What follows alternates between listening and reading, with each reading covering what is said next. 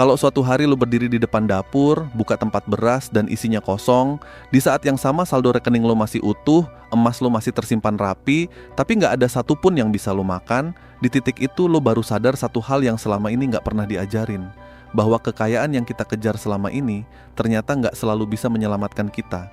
Karena di dunia yang mulai terguncang, yang paling mahal bukan lagi apa yang langka, tapi apa yang dibutuhkan untuk bertahan hidup. Dan sekarang masalahnya bukan apakah krisis itu akan terjadi, tapi seberapa cepat semuanya berubah sebelum orang sadar. Karena diam-diam, tanpa banyak yang ngomong, orang-orang yang benar-benar paham arah permainan sudah mulai pindah posisi. Mereka nggak lagi sibuk ngejar angka di layar, mereka mulai mengamankan sesuatu yang jauh lebih sederhana, tapi justru jauh lebih menentukan. Dan ketika mayoritas orang akhirnya sadar, biasanya semuanya sudah terlambat, harga sudah melonjak, barang sudah hilang, dan pilihan yang tersisa cuma satu: bertahan dengan apa yang ada, atau menyesal karena terlalu lama menganggap ini semua tidak penting. Di awal tahun 2026 saja, kenaikan harga pangan global sudah menunjukkan pola yang tidak sehat.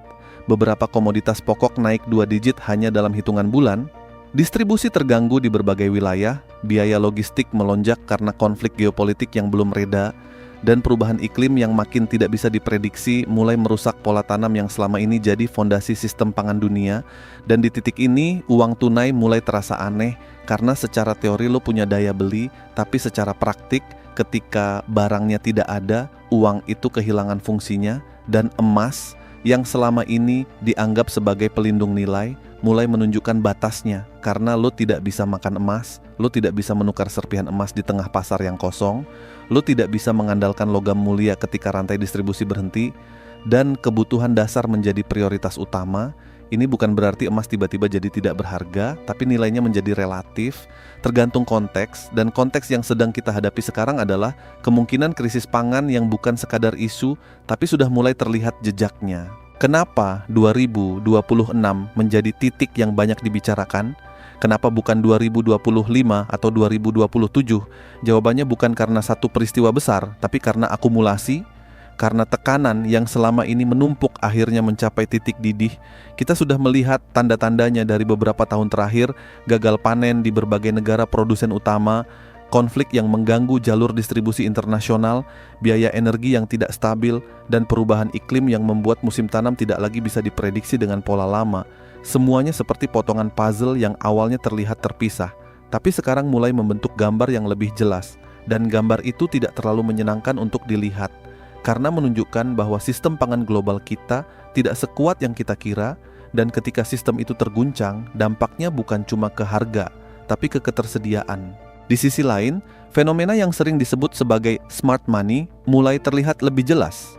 Orang-orang dengan akses informasi dan sumber daya besar mulai membeli lahan pertanian, bukan untuk gaya-gayaan, tapi sebagai bentuk perlindungan. Mereka mulai mengamankan stok logistik bukan karena panik, tapi karena mereka paham bahwa dalam kondisi tertentu, aset yang paling berharga bukan yang paling mahal, tapi yang paling dibutuhkan. Dan ini yang sering luput dari perhatian kita, karena kita terlalu terbiasa melihat nilai dari sudut pandang pasar finansial, padahal ada lapisan lain yang lebih fundamental, lapisan di mana makanan, air, dan energi menjadi mata uang sebenarnya.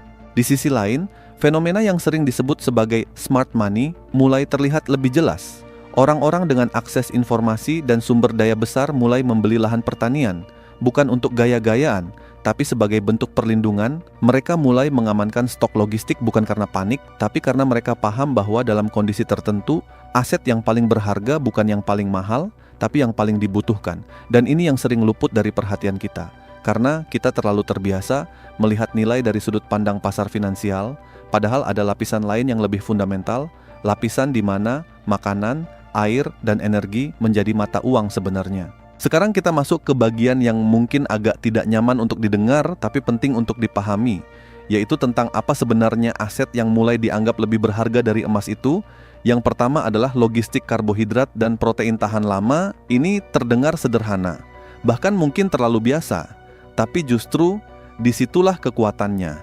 Karena dalam kondisi normal, kita tidak pernah benar-benar menghargai sesuatu yang selalu tersedia. Kita tidak pernah berpikir bahwa beras, gandum, atau sumber protein kering bisa menjadi sesuatu yang diperebutkan. Tapi dalam kondisi krisis, barang-barang inilah yang menjadi mata uang baru, karena mereka memenuhi kebutuhan paling dasar manusia. Dan ketika kebutuhan dasar tidak terpenuhi, semua sistem nilai yang lain mulai runtuh. Yang kedua adalah benih heirloom atau benih non-hibrida. Ini bukan sekadar soal bercocok tanam, tapi soal kemampuan untuk menciptakan kembali sumber makanan di masa depan. Karena berbeda dengan benih hibrida yang hasilnya tidak bisa ditanam ulang dengan kualitas yang sama, benih heirloom memungkinkan siklus produksi yang berkelanjutan. Ini adalah bentuk aset yang tidak hanya bernilai sekarang, tapi juga di masa depan, karena memberikan kemandirian. Dan dalam dunia yang semakin tidak pasti, kemandirian adalah salah satu bentuk kekayaan yang paling jarang dimiliki. Yang ketiga, dan mungkin yang paling sering diremehkan, adalah pengetahuan. Dan skill bertahan hidup ini adalah aset yang tidak bisa dicuri, tidak bisa hilang karena inflasi, dan tidak tergantung pada sistem eksternal. Kemampuan untuk mengelola makanan, menyimpan dengan benar, memahami pola konsumsi, bahkan kemampuan sederhana seperti memasak dari bahan dasar, itu semua menjadi sangat berharga ketika sistem yang biasanya kita andalkan mulai goyah. Dan di titik ini, lo mulai melihat bahwa aset bukan lagi sekadar benda, tapi juga kemampuan. Masalahnya, banyak orang masih menganggap ini sebagai sesuatu yang berlebihan, sesuatu yang hanya dilakukan oleh orang-orang paranoid atau prepper yang terlalu jauh berpikir. Padahal kalau kita lihat secara objektif, ini bukan soal paranoia, ini soal membaca tren dan merespons dengan logika. Karena sejarah sudah berkali-kali menunjukkan bahwa krisis pangan bukan sesuatu yang mustahil.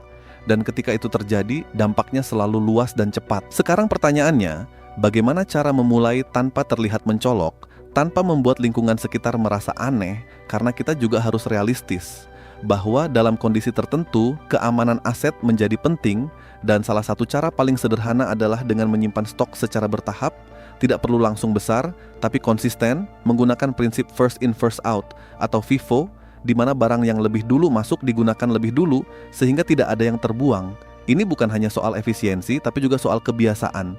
Karena pada akhirnya, yang menentukan keberhasilan bukan seberapa banyak lo punya, tapi seberapa baik lo mengelolanya. Di titik ini, gue tidak bilang bahwa krisis pasti terjadi dengan cara yang ekstrem. Gue juga tidak bilang bahwa semua orang harus panik dan mulai menimbun tanpa arah. Tapi yang gue coba sampaikan adalah bahwa ada pergeseran yang sedang terjadi, dan mengabaikannya bukan pilihan yang bijak gitu. Karena dalam banyak kasus, masalah bukan datang karena kita tidak tahu, tapi karena kita memilih untuk tidak peduli sampai semuanya terlambat. Jadi mungkin sekarang saatnya kita mulai melihat isi dapur dengan cara yang berbeda, bukan hanya sebagai tempat menyimpan bahan makanan, tapi sebagai bagian dari strategi bertahan hidup. Mungkin saatnya kita mulai menganggap hal-hal sederhana sebagai sesuatu yang punya nilai lebih, bukan karena kita ingin takut, tapi karena kita ingin siap. Karena pada akhirnya persiapan bukan tentang ketakutan, tapi tentang tanggung jawab, tentang memastikan bahwa orang-orang yang kita sayangi tetap aman dalam kondisi apapun. Dan sebelum kita tutup, gue pengen lempar satu pertanyaan sederhana buat lo dan kalian semua yang lagi dengerin. Kalau besok tiba-tiba terjadi gangguan besar dan barang mulai langka, menurut lo apa satu barang yang paling sulit dicari dan paling lo butuhkan? Coba tulis di kolom komentar. Karena dari situ kita bisa belajar dari perspektif yang berbeda dan mungkin menemukan hal-hal yang sebelumnya tidak kita pikirkan. Akhirnya, gue ingin bilang bahwa dunia memang sedang berubah dan perubahan itu tidak selalu nyaman, tapi di balik itu selalu ada ruang untuk kita beradaptasi, untuk kita belajar, dan untuk kita jadi lebih siap. Jadi jangan lihat ini sebagai sesuatu yang menakutkan, tapi sebagai pengingat bahwa kita punya kendali lebih besar dari yang kita kira selama kita mau berpikir dan bertindak. Dan kalau lo merasa konten seperti ini bermanfaat, lo bisa bantu dengan cara sederhana, like, share ke orang-orang yang menurut lo perlu denger ini, dan subscribe supaya kita bisa terus bahas hal-hal penting seperti ini dengan sudut pandang yang jujur dan realistis. Karena di tengah dunia yang penuh noise, kadang yang kita butuhkan bukan lebih banyak informasi, tapi informasi yang tepat di waktu yang tepat.